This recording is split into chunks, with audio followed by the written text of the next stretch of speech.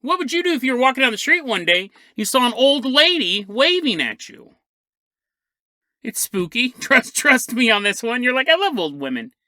And then we travel to Russia to meet a 12-year-old girl who has a fantastic tale to tell us.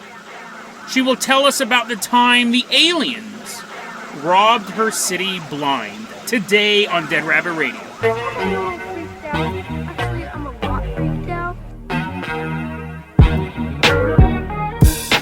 Hey everyone, welcome back to another episode of Dead Rabbit Radio. I'm your host, Jason Carpenter. I'm having a great day. I hope you guys are having a great day too. We got a ton of stuff to cover, so we're going to slide right in and just get it going.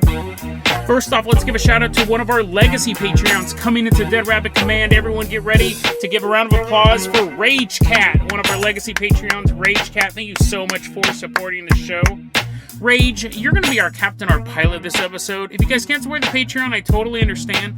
Just help spread the word about the show. Really helps out a lot. Just let people know that Dead Rabbit Radio is a really cool podcast. You can be a little more eloquent when you say it, but just let people know how much you enjoy this show. Rage Kid, I'm going to go ahead and toss you the keys to the Jason Jalopy. We're going to leave behind Dead Rabbit Command. We're driving all the way out to Johnson City, Tennessee. Driving us out there, and guess what, guys? The year is 1989, and it's Christmas time. The snow's falling softly on the ground. People are buying presents, walking around, and then, with a perilous ear, we hear a shriek pierce the air, and that shriek is near. So we grab our Wessets, our Goobles, and Nooks, and we run down the street. We run down the street to put out a fire. I couldn't think of anything else. So we're running down the street. It's December 24th, 1989. And we're headed to the Hotel John Seaver. It used to be a luxury hotel, but by 1989, it had been converted into a retirement home. How's that? To retire in a former luxury hotel. I imagine it was still fancy. Like maybe they took down the chandeliers, but I don't imagine it was like overrun with cockroaches. And if it was, they would have been very polite cockroaches, little butler uniforms. December 24th, 1989, a horrible fire breaks out in the retirement home, and it's near the bottom. So it's like a hotel. You know, hotels go up. If you didn't know this, this is a little thing that you'll learn on this episode. Hotels go up and motels go horizontal. So the hotels, multiple stories, there's a fire at the bottom. I know there's a bunch of people fact-checking that right now. I'm pretty sure I'm correct on that. But there's a fire going on. And the people at the top can't get out. But fire crews are showing up and camera crews show up as well. And they're filming this. This is Christmas Eve, 1989. And there's live footage coming from Johnson City, Tennessee of this building on fire. And you see people in the windows waving for help. And the firefighters are doing their best. Spraying water everywhere. And then, like, they're using axes and they're chopping down doors. They're probably on those ladders getting people out of buildings. But remember, this is a retirement home. So we're not talking about the most spry of victims. You know, it's not like they can go out of the way, firefighters, whee! And they can, like, slide down the ladder. These people need assistance just to use the bathroom. So I'm not saying everyone in a retirement home can't poop. But the fact is it's very difficult. But on the other hand, you figure they probably weigh less because they're so old. And normally old people are like super skinny. But anyways, look that up, Jamie. Look that up. See if old people are easier to carry. In the end, 16 people die in this fire. 16 people die. Okay, you guys are gonna, I'm having some real mixed emotions telling this story, and I'll get to it in a second. I didn't even think about this when I came up with this. It's kind of... 16 elderly people died in this fire. And to this day, the building is still there. The hotel is still there. To this day, you're walking down the street in Johnson City, Tennessee. You're walking by the John Seaver Center. You can look up. Well, you don't do that anyway. You're like, oh man, my neck hurts. I hope I can pass this building so I can finally look up. But if you look up at the 4th floor as you're passing this building, sometimes when you look up at the 4th floor, you'll see an old woman. Again, in his retirement home, if you went in, you'd see dozens of old people. But this one, you look up and you see this window and you see an old woman and she's waving at you. But she's waving in slow motion. If this was a video podcast, those seconds of silence was me waving in front of the microphone. So, damn it. So anyways, let me tell you a little bit about this story. I totally spaced on this whole thing. So, let me finish the story. So that is creepy in and of itself. I think the idea of ghosts is creepy. Obviously, ghosts killed in tragic events are creepier than, say, a ghost who doesn't know that they're dead, or a ghost who has a mission to finish, things like that. But when someone dies tragically and their ghost is stuck here, that's always extra tragic. That adds a layer of spookiness to it. And then the idea of her waving in slow motion makes me think of some sort of time distortion as well. It's like, it'd be one thing if the ghost was like just waving at you, hi, and sits down and is reading a newspaper, but the fact that it's so tormented, it can't even wave at a regular speed. Does that make sense? Like, if you were walking down the street, you're walking to your car late at night, and you see a little kid standing behind you, and he's walking like it's super slow motion. You're like, there's no way a kid can walk that slow. I've chased many kids in my life, and trust me, they are not that slow. And he's walking in a real slow motion. Or if you turn around, there's a kid walking normal. Like, your brain automatically, you saw a kid walking behind you normal, you may think, what's he doing out so late? But if he was walking in slow motion, it's the same reason why I think, like, ghost kids in movies, they kind of have that herky-jerky thing. Because it's when you're not moving the way you expect someone to move, it makes it creepier. So the idea of this woman waving in slow motion makes that alone makes it creepier. She was just waving and then disappeared in a puff of smoke. I'd still be scared. I don't know if I'd be scared. I'd go, oh, ghost. A ghost who's 40 feet above me. But if she was like, I could see the look on her face and her hands are slowly moving back and forth, it just adds to the torment. It makes it seem like she's trapped in some sort of time distortion, this pain universe. Horrible, horrible. And now I'm going to go into my next part, which I had not planned on doing, by the way, but I guess I should address it now. I want to tell you this story. Oh, man, it's going to ruin everyone's day. That story may have come off a little more jokey than I normally when I do stories where a bunch of elderly people die. While I was reading it, I remembered, I've actually never forgotten this fact. The reason why I was kind of laughing my way nervously through that story, because I realized that it did hit a little too close to home. I had a friend named Jennifer Olsen who died back in 1990. During Christmas time due to a fire. And she was a good friend of mine. We were little kids at the time. But she died a hero. She actually saved her brothers and her sister and her grandpa, got them out of the house after it had caught on fire. I had always heard that it was the Christmas tree went up or some electrical thing, but she gets them out of the house, and then she went back in for the pets. She died of smoke inhalation, so... Yeah. Normally I don't laugh as much when we're talking about a bunch of elderly people dying. Maybe 14 elderly people, but 16? No way. Normally I don't laugh so much, but yeah, as I was reading that, I was like, I guess I should.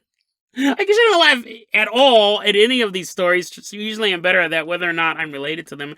You know, the interesting thing about, one, Jennifer Olsen has a park named after her in Alameda. That's where this happened at, Alameda, California. Another interesting thing is I just one of those moments in my life. I remember I was not in town when this happened. I was in Sacramento. I was watching television. I was watching Alf or something like that.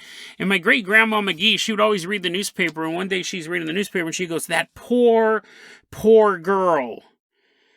Oh, that poor girl, but she died. She died in the fire, but she saved all those people. And I remember her saying this. She would always read the newspaper out loud, right? I remember her saying this, and I remember being so blasé about the whole thing that I didn't ask any details. A young girl dies in a fire, and I didn't ask anything about it. I just went back to watching my sitcom. And then 2 weeks later, when I came back home, my buddy Fernando Mendoza was like, hey, are you going to the funeral? I was like, what? Superman? The death of Superman happened? Oh no! I don't know. I don't even know why I'm still making it. It was heartbreaking for me. Jennifer Olsen was a really, really good friend of mine. And life wasn't super easy for her. We had some long conversations about things. But yeah. So anyways, yeah, that's why that story was just a little more giggly. It was nervous laughter. And yeah, I'm not a huge Christmas fan. If you can believe it, I'm not a huge fan of Christmas, considering one of my friends was literally killed by the holiday. But Rage Cat, I'm going to go ahead and toss you... I have no other way to segue out of this. Rage Cat, I'm going to go ahead and toss you the keys to the Carpenter copter. We are leaving behind Johnson City, Tennessee. We're headed all the way out to Russia. I also can't segue really good into this promo read, but this movie I actually can't wait to watch. It looks really cool. So here we go. The underwater... Dude, listen to this description, okay? Listen to this description. The underwater horror film, The Deep House, is now available on digital and on demand. When a young couple sets out to explore a house at the bottom of a lake, they discover a sinister presence. Can they escape the underwater house of horrors before it's too late? Buy or rent The Deep House today to find out. Unrated from Paramount Pictures. I watched the trailer. It's a haunted house underwater. That's awesome. And you know the filmmakers probably had a bunch of like scuba diving gear and they're like, that's great. I'm a huge horror fan. I watch more horror than anything else. And when you can come up with something that excites me just from the premise, an underwater haunted house. I already hate being underwater, right? I can't wait to watch this. You guys can buy or rent it as well. I have to check it out. I'll probably watch it this weekend. The Deep House looks really, really cool. Rage Cat, we are now headed to Russia. Specifically, we're headed to Vykovo. That's in the Yaroslav province in Russia. The year is 1932. It's not Christmas time. Don't worry. I won't tell you any more depressing Christmas stories. It's the daytime. And we're going to meet a young girl named Vera Alexandra Dronova. She's 12 years old, and she's sitting there. She's like world weary. She's sitting on this rock. We walk up. We go, "Hey, Vera, what's up?" And she's like, look at these wrinkles in my face. Don't I look like I'm at least 65? And we're like, I'm stressed. Look at me. I'm super stressed out. And she does seem a little on edge. We're like, "Vera, why are you so upset?" And she goes, "I'm going to tell you the craziest story. You're not going to believe me." She goes, "Maybe about a week or two ago, we're all just kind of doing our thing in the village. Some people are farming. Some people are milling, whatever that is. Some people are, like, grinding stones together. I don't know what they did in the 1930s. And then all of a sudden, this large flying ship begins to streak towards their village. It is coming so fast and so low, it causes... This is fascinating to me, because we don't get a lot of these details from many UFO stories. It's coming so fast and so low, it causes the river to have a tidal wave in it. I didn't know that was possible. The boats that were going down the river, this ship is so low with so much force, the boats are thrown out of the river. And that is the best thing that happens to this village. The townspeople start to run out to where they think this thing is going to land, and they get to this nearby potato field, and while they're there, they watch this ship. She doesn't really describe the shape of it, but they see the ship, and it begins to go... It starts to go... And dirt is spraying in every direction. It's drilling into the earth. And she says this UFO goes so low you can just kind of see the top of it. It's almost completely covered, and now it is nestled in the potato field. And people are like, well, I guess that was a good show. Like, no one's going to go near this thing, right? It already threw the boats everywhere, and now their potato crops are ruined. Shortly after this ship lands, bloop, bloop, bloop, bloop, bloop, bloop, bloop, bloop, bloop, bloop, bloop, the people in the town start to see little green men. But it was actually they were more grayish. I mean, that's the fact that they were aliens, right? We're not going to quibble over what color they were, but it was like a greenish gray. And they were the size of children. They were tiny little guys. They had 4 fingers, no thumbs, no toes, which is interesting because that means they're not wearing shoes. I mean, I guess the fact that they landed in a UFO is more interesting than the fact that they weren't wearing shoes. But to see that they had no toes, I'm imagining that they were barefoot. How would you even balance like that? They have 4 fingers, no toes, and they're wearing these tight little silver outfits, and they're walking around town. And they're followed by a man, like an adult human-sized man, who was the same skin color. It was the greenish gray. But he didn't act so weird. And as the town people were talking about this, they didn't really have a word for what they thought the children were, but the modern term would be biorobots. The olden term would probably just be a bunch of tiny weirdos. But they could tell there was a difference between the tall man and these little guys who are just kind of bumbling around the scene. In fact, the tall man talked to the locals. And again, first, I can't think of another time we've encountered this in UFO lore. He starts cracking jokes. Unfortunately, she hasn't written down what the jokes were. He's like, oh, how many parsecs does it take to feed a space chicken or something like that? Or they could have been really good, right? They could have been local jokes. They could have been making fun of the villager people. Look at that little girl over there. She's ugly. People are like, what? That's horrible, alien. Why'd you say that? Because she is. This tall alien, too, might have been a little bit of a Lothario, because Vera says, in her narrative, this guy, he shows up, he's tall, I don't know if he's handsome, he's greenish-gray, I don't know how handsome you can be with that skin color. He's cracking jokes, he's doing finger guns, which like an alien power, everyone's getting evaporated. He's walking around, he's the cool guy, and Vera goes, yeah, and he also stayed at my aunt's house. He didn't stay in the UFO.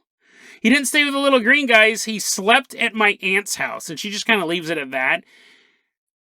That aunt was getting banged by this tall alien. Because there's no way he wasn't partaking in earthly culture. Let's put it that way, right? And if you were chilling at your place and some aliens showed up and they were attractive, right? No one likes thumbs. Blech. Those are gross. No toes, right? Hope she didn't have a foot fetish. You'd bang that alien. I'm not saying you'd bang this dude, but if it was someone you were attracted to, you're like, yes, Jason. If you were saying, yes, I would have sex with someone I'm attracted to, you would. Alien or not. And he's telling jokes. They might be super hilarious jokes. Over time, because this is not a one-night event, people start to refer to the little ones as the medics. And what they would do is they'd walk around with these big cylinders on their back that would have tubes coming out of it. They'd walk to and fro into people's houses in the middle of the night, mind you, while people were sleeping. And then leave, looking for another house to enter. And the tall man explained, oh yeah, no, they are, how do you humans put it, invading your personal space and taking samples of your tissue and blood while you're sleeping. They're measuring something. So don't mind them. If you wake up with a little less blood, don't worry about it. They would also see these little men walk around, and they were doing the same thing to the livestock. Putting the tubes in them, extracting tissue samples, blood, and then just kind of going chasing chickens around, which would be hilarious to watch aliens chase a chicken. Oddly enough, not only were they doing this to our livestock, they brought their own menagerie of animals.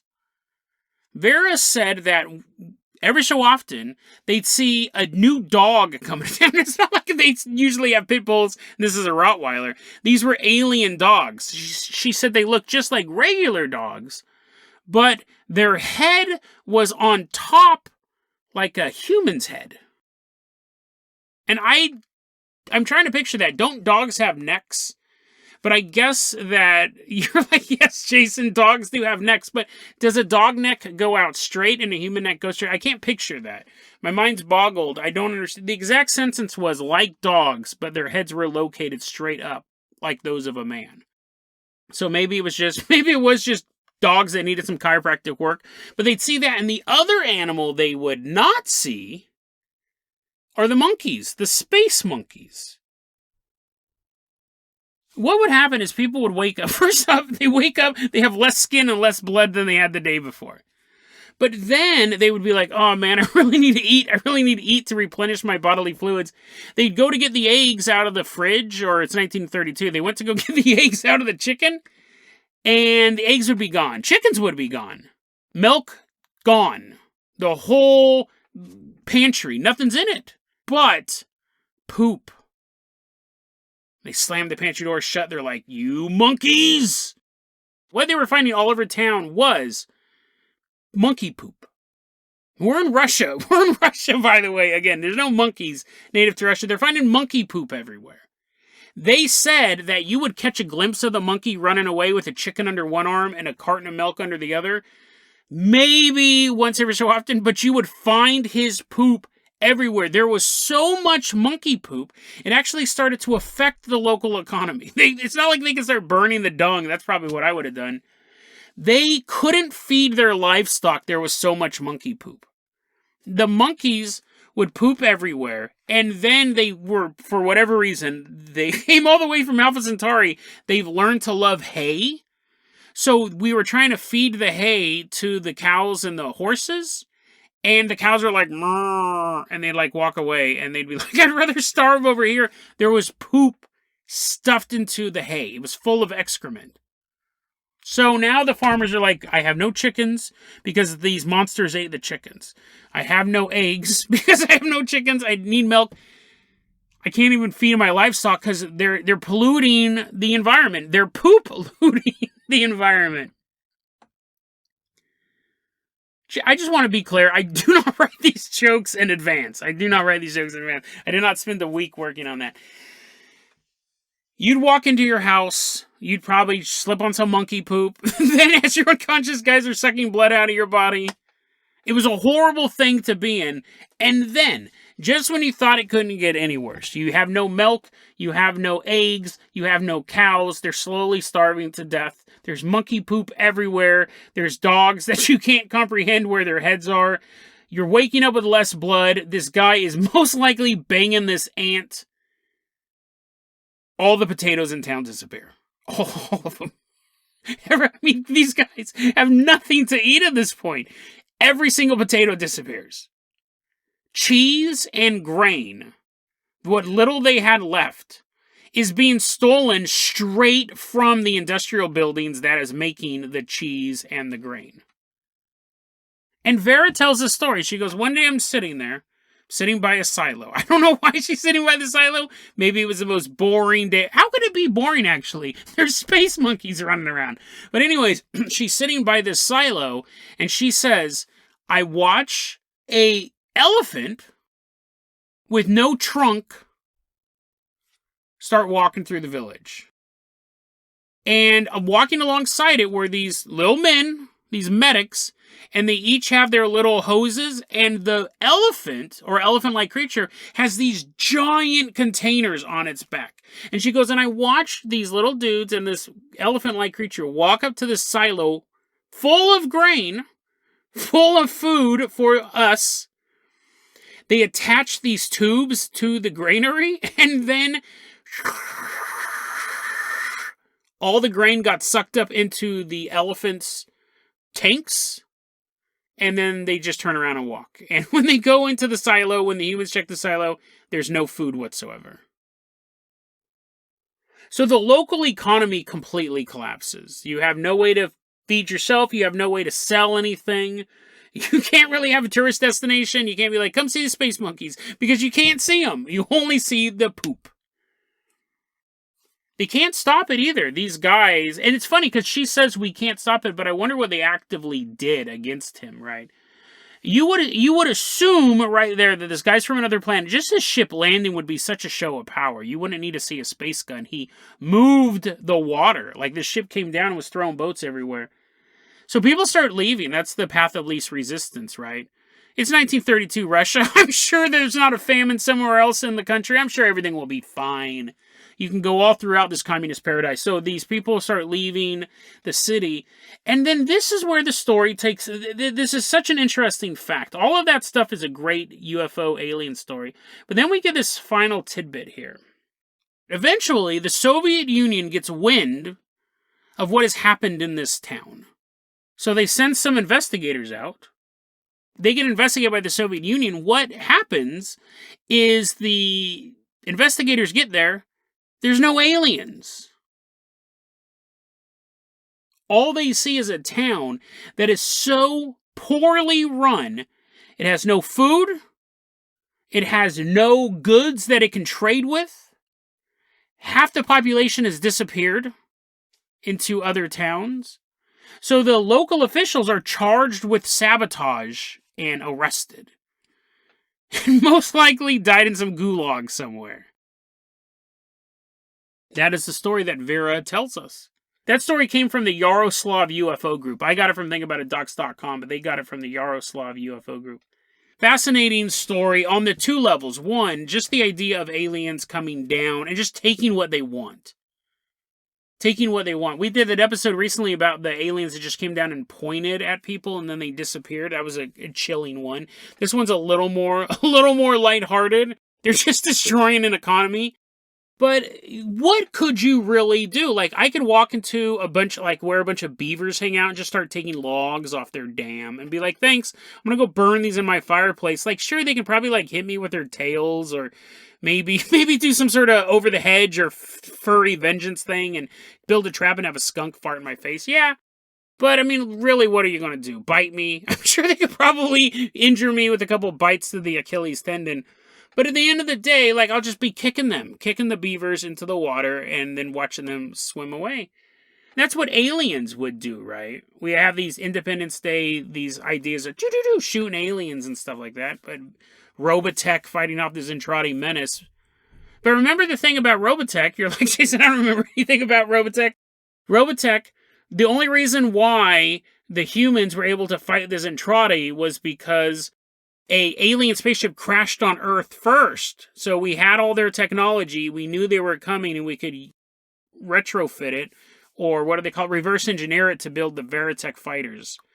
And then the Zentradi showed up and Min-May tried taking Rick Hunter's heart, but we all know he belonged with Lisa Hayes. The point is that had the Zentradi... Forget the Robotech example, I think you guys got it. If an alien just came down and we didn't know they were coming down, they would walk all over us. They wouldn't have to use space lasers. They could just show... And we may have some sort of resistance against them, but at a certain point they go, how many times do we have to do finger guns and evaporate your stuff before you just let us take your potatoes? All we want is your delicious potatoes. And the other reason why I really love this story, and we'll finish it up like this, is there is a chance that this was all a fraud. Now, I'm not saying the Yaroslav UFO group made it up or that Vera made it up. I'm talking about back in 1932, it would have been really easy to have a couple people dressed up as elves and walk into a town and be like, hey, everyone, we're from the elf dimension. You know that elf dimension that you guys heard about in all those old legends? Don't make me give you the evil eye, guys. I'm taking all your potatoes. And you might think that's far-fetched, but we actually covered something like that far more recent. It was like in the 1990s, 1980s. In my, still to this day, my favorite episode of Dead Rabbit Radio, the vampire sex cult of Eerbud. 3 people just showed up in this Mexican village and said, oh, we're ancient Mayan deities. Worship us. And people were like, okay. And they robbed the town blind. I love that episode. That is still, to this day, if you could take any episode and turn it into a movie, it would be that episode. I'll put it in the show notes. It's still my favorite episode. It's like episode 151 or something like that. But you could easily commit fraud. I mean, okay, it wouldn't be super easy to cut the trunk off an elephant, but or rearrange a dog's head. But you could show up to some small podunk town and be like, hey, we're from the future. And get people to go along with it and rob them blind. And I find that so fascinating. When I read this story, that was kind of what was going in the back of my head. I go, it'd actually be pretty easy to pull this stunt off. And over time, some of the details may have been, maybe they weren't child size, maybe they were just shorter than the normal Russian of the time, but you could pull this scam off. And we have people run these scams today. Now they just say they're reincarnated from Atlantis. Watch my show on this Gaia channel. I mean, it's the same scam, right? It's the same scam. Well, I guess one guy's just telling you to give him money and to support his show and buy his merch, and the other guy is eating your chickens. But the point is someone is using the belief of the paranormal to manipulate somebody else. And I just find that fascinating. And really, when we look at it, what's more likely? The fact that a bunch of humans got together and came up with this perfect plot, this Ocean's 11, but involving eating chickens and potatoes, or an intergalactic alien ship coming to Earth. I mean, just on the face of the matter, one is more likely than the other. However, I still can't figure out how a bunch of scoundrels and scam artists could cause a tidal wave in a river and knock boats out. But I do find even that earthly explanation very, very fascinating. So was it invaders from beyond the stars looking for a little bit of human blood with potatoes on the side? Or was it humans manipulating other humans, using their fear of the unknown to their advantage? And if it was the second one, if it was the humans doing that, I just realized this, where did all the poop come from? Was that really human poop? Some mysteries are best left unanswered.